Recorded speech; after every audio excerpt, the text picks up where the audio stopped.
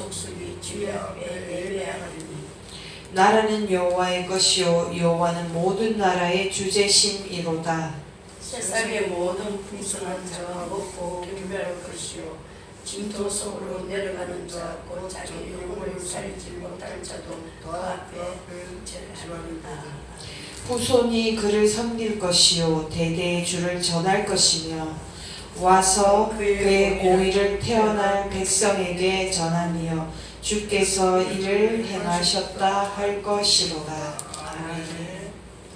저는 22장의 1절부터 2절까지가 그 엘리 나마 사막더니 그 내용이고, 그 다음에 그 옷을 제비 뽑고 이렇게 하는 내용들이 다 그렇잖아요. 그리고 뭐 14절에 나는 물같이 쏟아졌으며 내 모든 뼈는 어그러졌으며 내 마음은 밀랍 같아서 내 속에서 녹았으며 이 내용 같은 거라든지 18절에 내 겉옷을 나누며 속옷을 제비 뽑나이다. 내용들이 다 십자가에서 일어났던 일들이고 이 예언에 해당된다고 어릴 때부터 하도 많이 들어가지고 시편 22편은 그냥 예수님의 고난 이러고 그냥 쭉 넘어갔었거든요. 근데 나이가 들어서 다시 한번 이렇게 보니까 이 전체적인 내용이 무엇인가를 굉장히 한 일주일 넘게 묵상을 했어요. 이해가 안 되는 거예요. 왜 이해가 안 되냐면 간간히 찬양에 대한 이야기가 있습니다. 22장 그 1절과 2절은 하나님과 자신과의 분리감에 의해서 오는 그 고통. 그런데 3절에 보면 이스라엘 찬송 중에 계시는 주여 주는 거룩하시나이다. 그런 찬송에 관한 이야기가 나오고요. 그 다음에 또 10절에 보시면 9절에 보시면 오직 주께서 나를 모태에서 나오게 하시고 내 어머니의 젖을 먹을 때에 의지하게 하셨나이다. 내가 날 때부터 주께 맡긴 바 되었고 모태에서 나올 때부터 주는 나의 하나님이 되셨나이다. 고난과 조금 거리가 먼 예수님의 탄생에 관한 예언도 되지만 이 또한 찬양에 관한 이야기입니다. 그죠? 그리고 우리가 읽었던 22절부터는 다 찬양과 예배에 관한 이야기가 나오고 있습니다. 그래서 이거를 일주일 넘게 묵상을 하면서 결국은 22장 1절부터 31절까지 전체적으로 흐르는 내용은, 통일되는 내용은 뭐냐면 예배라는 거죠. 예배. 그러면 결국은 십자가에 예수님께서 달리신 것은 진정한 예배가 어떤 것인지를 보여주는 것이다. 진정한 제사가 어떤 것인지를 보여주는 것이다 라는 것을 깨닫게 되면서 저 자신이 굉장히 많이 잘못된 생각을 하고 있었구나, 그 생각을 했습니다. 그리고 뭐 여러 수업 시간에, 신학교에서 수업 시간에 들었던 이야기 중에 하나가 예배는 일상적으로 월요일부터 토요일까지 드리는 것이 예배고 주일은 보고를 하는 거다. 월요일에서부터 토요일까지 어떤 예배를 드렸는지 하나님한테 보고 드리는 게 주일 예배다라고 말씀을 하실 때 내가 생각을 참 잘못했구나 라는 생각을 했었는데 구체적으로 어떤 것인지 감이 잘 안 왔었어요. 그런데 시편 22편을 다시 묵상을 하면서 깨달은 것은 결국은 희생과 남의 입장에서 생각하는 것, 남의 고통을 느끼는 것, 그거 자체가 예배구나라는 것을 깨닫게 되었습니다. 뭐 어떻게 보면은 조금 유치한 것일 수도 있는데, 어떤 사람이 자기가 가지고 있는 것들이 이렇게 풍성하게 되지 않는 것에 대해서 기도를 많이 하는 사람인데 최근에 깨닫게 됐어요. 그 사람의 행동이 몇 년 전, 몇 달 전에 나의 행동하고 거의 비슷하다는 느낌을 받았었거든요. 어떤 행동이었냐면은 그냥 어떻게 하는가 보고 싶은 거 있잖아요. 그래서 이렇게 약간 내가 할 수도 있는 건데 어떻게 하는가 보고 싶어서 이렇게 그 사람한테 미뤘어요, 그 일을. 근데 그 사람이 그 일을 안 하고 자기 것만 딱 하고 옆에 주변 정리라고 가더라고요. 그래서 그렇구나라는 느낌을 받았어요. 그래서 내가 남이 하기 싫은 일을 하는 것 그 자체가 예배의 시작이구나. 그것을 깨닫게 해주셨습니다. 남이 하기 싫은 것, 내가 하기 싫은 건 남도 하기 싫다라는 것을 많이 깨닫게 되었고, 오늘 아침에 그 예수님께서 우리가 하나님과 분리되었을 때에 겪는 고통을 겪으신 이유에 관해서 다시 한번 깨닫게 된 게 베드로전서 2장 21절에 보시면 이를 위하여 너희가 부르심을 받았으니 그리스도도 너희를 위하여 고난을 받으사 너희에게 본을 끼쳐 그 자취를 따라오게 하려 하셨느니라. 그리고 23절과 24절에 보시면 이런 것들을 다 고난을 당하셨기 때문에 너희가 나음을 얻었다라는 이사야 말씀을 이사야 53장 7절의 말씀을 반복하고 계시는데, 이 앞에 내용이 뭐였냐면요, 2장 18절에 사환들아 범사에 두려워함으로 주인들에게 순종하되 선하고 관용하는 자들에게만 아니라 또한 까다로운 자들에게도 그리하라. 부당하게 고난을 받아도 하나님을 생각함으로 슬픔을 참으면 이는 아름다우나 죄가 있어 매를 맞고 참으면 무슨 칭찬이 있으리요. 그러나 선을 행함으로 고난을 받고 참으면 이는 하나님 앞에 아름다우니라. 그러니까 결국은 억울함을 당하라는 거죠. 예수님을 믿기 때문에. 그래서 예수님을 믿기 때문에 억울함을 당하는 이것 자체가 예배다라는 것을 알게 되었습니다. 이제 며칠 전부터 거의 이사 온 지 거의 5개월이 되어 가는데 계단 앞에 쓰레기를 항상 이렇게 쌓아놔요. 그러니까 사실은 이게 소방법에 어긋나는 거거든요. 근데 정말 말을 하고 싶은데, 왜냐면 몇 주 전부터요, 그 강아지를 키우는데 강아지 배변 그 패드 있잖아요. 진짜 썩은 냄새 나거든요. 그거를 밖에 자꾸 내놓는 거예요. 그것도 봉투를 이렇게 묶어 놓는 것도 아니고 이렇게 다 펼쳐 놓으니까 이렇게 4층부터 냄새가 나는데 진짜 너무 이렇게 번호를 누르는 동안도 못 참아가지고 맨날 마스크 끼고 누르고 이랬거든요. 근데 도저히 못 참겠다 해고 새벽 기도 마치고 내가 막 글을 썼어요. 근데 절대로 묻히지 말라고 이국자 선사님이 절대로 묻히지 말라고 막 말하는 거예요.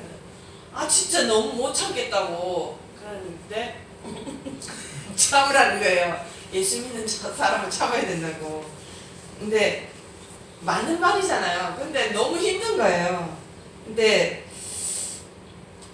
18절에 나오는 이 사완드라라는 내용이 결국은 그때 당시에 예수님을 믿는 사람들은 대부분 노예였고 종의 위치에 많이 있었어요. 왜 그렇습니까? 아나니아와 삽비라 사건을 보시면 아시다시피 집에 있는 거 다 파는 거예요. 다 팔고 나는 곧 하나님 나라에 갈 것이다, 이런 그 갈망함으로 거지가 되는 거죠. 그러니까 예수님을 믿는 순간부터 종이 되는 거예요. 그러니까 예수님을 안 믿고 하나님을 두려워하지 않는 그 주인들이 예수 믿는 사람들을 이유 없이 그냥 핍박을 하고, 그 보시면 선하고 관용하는 자들이라는 게 뭐냐면은 좀 잘해주는 노예 주인한테만 순종할 게 아니라 정말 까다롭고 이유 없이 니를 핍박하고 미워하고 이런 사람들을 위해서도 참고 견디라는 거죠. 그게 칭찬받을 만한 일이고 그게 예배다라는 것을 깨닫게 되었습니다. 그래서 저는 어릴 때 엄마의 사랑을 듬뿍 받지 못했기 때문에 이제 이유가 있었기는 하지만 예수님을 그러니까 교회에서는 저를 엄청 잘 대해줬어요. 남들 앞이라서 그런 건지 뭐 어떤 건지는 모르겠지만 교회에서는 나를 엄청 사랑해주고 이런 거 같다가도 집에만 오면 다른 사람으로 변해버리기 때문에 정말 힘들었거든요. 그래서 제가 요즘 이제 은찬이에 대해서 이국 전사님이 계속 이렇게 지적하는 내용이랑 이런 것을 보면 내가 받은 게 없기 때문에 주는 것도 되게 힘든 거예요. 남들이 볼 때는 되게 몸을 사린다 이렇게 생각을 할 수도 있는 건데 저는 남들이 생각하는 그 기본 있잖아요. 엄마로서 자식을 사랑하는 그 기본이 제가 굉장히 노력을 해서 한 거거든요. 지금은 내가 하고 있는 이게 남들은 그냥 보통보다도 못한 엄마지만 나는 이 지금 하고 있는 게 엄청 기도하고 엄청 노력해갖고 요만큼 하는 거거든요. 근데 이제 그걸 좀 인정해달라 이거죠 저는. 근데 그게 아니라 임준사님은 남들의 시작 좀도 안 된다 그런 걸 계속 이제 뭐라 하니까 이제 처음에는 막 열심히 하려고 하는데 이게 한계가 오는 거죠. 그래갖고 지금 한 6개월 넘고 이러니까 이제 한계가 오는 거예요. 계속 이렇게 똑같은 잔소리를 들으니까. 근데 이제 다시 이 말씀을 묵상하면서 내가 그렇지 내가 받지 못했다고 생각하는 그 자체가 잘못된 거고 그 자체가 죄라는 거를 깨닫게 되었어요. 그래서 하나님께서 그 이유 없는 사랑을 주셨고 예수님께서 당하지 않아도 되는 고통을 받으시면서 했기 때문에 남들하고 비교할 필요 없이 나는 받을 만한 사랑을 다 받았다라고 생각을 하면 남들에게 관용할 수 있는 것 같습니다. 히브리서 5장에 보시면 그 예수님의 그 우리가 겪었던 고난, 그러니까 우리가 겪을 수밖에 없는 고난, 하나님과 분리되었을 때의 고난을 이야기하실 때에 히브리서 4장 14절에 그러므로 우리에게 큰 대제사장이 계시니 승천하신 이 곧 하나님의 아들 예수시라. 우리가 믿는 도리를 굳게 잡을지어다. 우리에게 있는 대제사장은 우리의 연약함을 동정하지 못하실 이가 아니요 모든 일에 우리와 똑같이 시험을 받으시니로되 죄는 없으시니라. 그러므로 우리는 긍휼하심을 받고 때를 따라 돕는 은혜를 얻기 위하여 은혜의 보좌 앞에 담대히 나아갈 것이니라. 아멘. 그랬을 때 은혜의 보좌 앞에 담대히 나아가는 것, 그러니까 나는 용기를 가지고 예배를 드리면 된다 이렇게 어릴 때는 생각을 많이 했어요. 20대 30대는. 근데 나이가 많아지면 많아질수록 이게 뭔지 대충 감이 오는 것 같아요. 그러니까 은혜의 보좌 앞에 담대히 나간다는 것은 내 노력, 아까 말씀드렸듯이 자식을 사랑하는 것 그만큼도 내 노력으로 계속 그 보통 사람의 기준 그 이상을 하기 위해서 노력하는 거는 거의 불가능하더라고. 근데 주님께서 도와주실 거라는 것을 믿고 나는 할 수 없지만 하나님의 은혜로는 할 수 있을 것이다 라고 믿고 행하기 시작하면 하나님께서 할 수 있게 해주신다. 그런 깨달음을 주셨습니다. 그래서 때를 따라 돕는 은혜라는 게 내가 시도할 때 믿음, 제가 다른 사람한테 이야기할 때 굉장히 많이 이야기했던 이야기인데 믿었을 때의 길이 보이는 거지 그러니까 발을 내딛기 시작할 때의 길이 보이는 거지 믿고 가만히 서 있거나 앉아 있으면 절대로 길이 안 보인다 이야기를 많이 했었거든요. 고난에 관해서 다시 한번 예수님께서 겪은 것이 어떤가를 감지할 수도 없지만 예수님께서 그만큼 우리가 겪어야 될 것을 미리 겪었기 때문에 이제 이 예수님을 오래 믿은 사람들의 단점이 그런 것 같아요.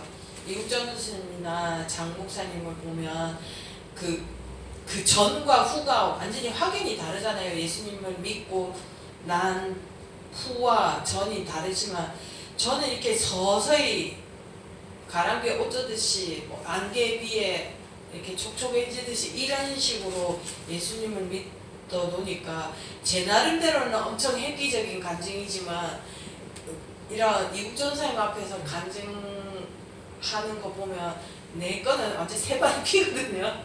근데 예수님께서 우리에게 주신 것, 예수님께서 우리를 위해서 대신해 주신 것이 모든 사람에게 정말 말할 수 없는 은혜라는 것을 다시 한번 깨닫게 되었습니다. 이런 고통을 예수님께서 우리 대신 지셨기 때문에 시편 22편 24절을 보시면 그는 공고한 자의 곤고를 멸시하거나 싫어하지 아니하시며 그의 얼굴을 그에게서 숨기지 아니하시고 그가 울부짖을 때에 들으셨도다. 그 예수님께서 다른 사람이 겪는 그 고통을 그대로 다 겪었다는 거죠. 신체적으로 겪을 수 있는 거, 영혼적으로 겪을 수 있는 거를 다 겪었다는 겁니다. 그래서 그것을 본받아서 우리가 평상시에 살아가는 것이 예배다라는 것을 깨닫게 되었습니다. 그래서 사실은 저는 이제 막 남의 고통을 내가 왜 겪어야 돼? 이런 생각을 굉장히 많이 했어요. 네. 그래서 내가 할 수 있는 만큼만 하면 되지 이런 생각으로 내 나름대로의 어떤 한계선을 딱 짚고 그 이상은 내가 안 해도 되지 않나 이런 생각을 했는데 24절을 읽으면서 예수님도 안 겪고도 되는 그 고통을 온몸으로 온 영혼으로 다 겪으셨던 이유가 진정한 예배를 드리기 위해서라는 것을 알게 되면서 우리가 대충 믿으면 아까도 목사님께서 말씀하셨듯이 천천히 되겠지 이런 생각 자체가 잘못된 거라는 것을 알게 됐습니다. 29절 오늘 본문 29절 시편 22편 29절에 세상의 모든 풍성한 자가 먹고 경배할 것이요 진토 속으로 내려가는 자 곧 자기 영혼을 살리지 못할 자도 다 그 앞에서 절하리로다. 네. 물론 자기 영혼을 살리지 못할 자도 예배를 드릴 것이다 라는 것은 결국 예수님께서 재림하시는 날 이루어질 것이지만 그렇지 않더라도 이 세상에서 살면서도 그런 것을 경험을 한 게 언제였냐면 얼마 전에 코로나 바이러스 때문에 조국이랑 문재인 편에 있는 그 집회는 코로나 바이러스 때문에 촛불 집회를 안 한다고 하더라고요. 그런데 예수님을 믿고 말씀 위에서 담대함을 가진 사람들은 코로나든 뭐든 나라가 지금 공산당이 되는지 뭐하느냐 이러면서 초등학생까지 나와서 마이크를 잡고 이렇게 집회를 하는 것을 보면서 아 역시 진리 위에 서는 것은 담대할 수밖에 없구나. 그래서 이런 것을 보면서 안 믿는 사람도 아 뭔가 다르구나라는 것을 느낄 수 있지 않을까. 그래서 우리는 정말 이런 예수님을 나타내는 생활, 이 예수님을 나타내는 생활은 결국은 뭐냐면 아까도 말씀드렸듯이 남들이 부당하다고 생각하는 것을 억울함을 말로 막 표현하면서 그 사람을 설득시키려 하고 제 모습이 늘 그랬거든요. 네가 나를 대하는 게 잘못됐다. 이거를 끝까지 따져가지고 그 사람한테 내가 말하는 것이 맞다는 인정을 받아낼 때까지 매달리는 그런 스타일이었어요. 20대 때 정말 심할 정도였거든요. 근데 그 모습을 얼마 전에 제가 일을 하는데 그 사람이 내가 그 사람이 이쪽 이야기를 해가지고 그렇지 라고 네 말이 맞다라고 긍정을 하면 어째서 그래요? 하면서 또 반대쪽의 이야기를 쭉 하는 거예요. 그래서 그런 것도 있지 이러면은 또 다시 이쪽의 이야기를 하는 거예요. 그러면서 처음에는 이게 뭐지 이랬는데 그게 내 모습이었는 거예요. 그래서 그러니까 결국은 긍정도 부정도 하면 안 되고 그 사람 얘기를 그냥 끝까지 들어주면 되는 거예요. 그래서 그 사람이 내가 네 그 듣고 있다는 표현은 해야 되잖아요. 전화가 오면. 그래서 네 하면서 네가 언제까지 그렇게 대구 말로 죽기는지 한번 들어보자 이랬더니 정말 3시간 15분을 이야기를 하더라고요. 어느 순간에 이국 전사님이 이 사람이 니를 혼미하게 한다. 지금 이 사람을 통해서 네가 지금 가지고 있는 생각을 자꾸 혼미하게 하니까 통화를 끊어라 이러더라고요. 근데 또 불쌍해서 들으려고 했었는데 그 모습을 보면서 내가 이랬구나. 그러니까 뭔가 공감을 얻고 이런 것을 통해서 내 존재감을 느끼고 싶어가지고 그만큼 내 자존감이 낮아놓으니까. 근데 우리 예수 믿는 사람은 자존감이 낮을 이유가 없잖아요. 그런데 이 사탄이 주는 그 제가 제일 많이 넘어졌던 유혹 속에 20, 30대 때 제일 많이 넘어졌던 유혹 속에 한 가지가 뭐냐면 니는 억울하다 이거거든요.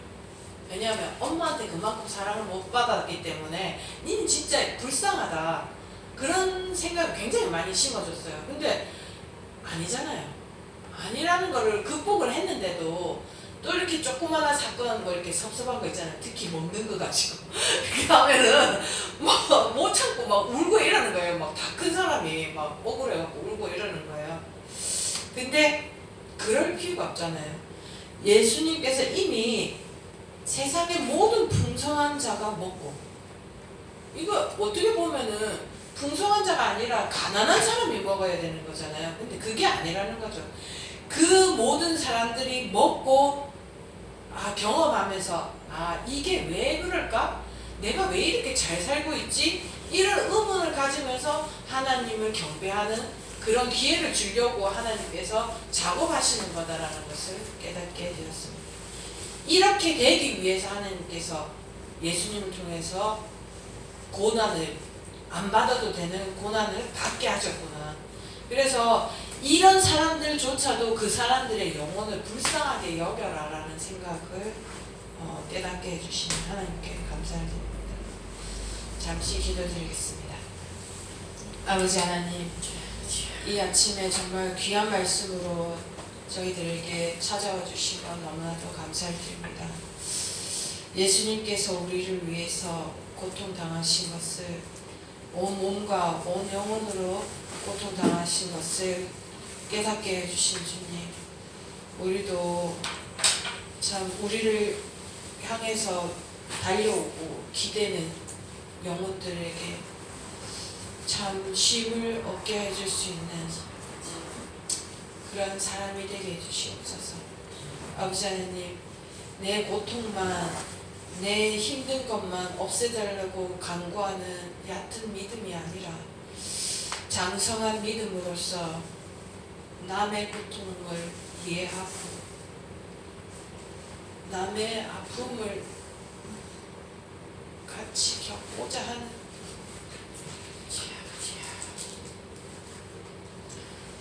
그런 생각, 잘못된 생각들을 아버지 하나님 없애주시고, 아버지 내 몸을 살리고 내 시간만 아까워하고 내가 여기까지 해야 되는가, 그런 교만한 마음을 없애주시옵소서. 아버지 하나님, 오늘 예배 드릴 때에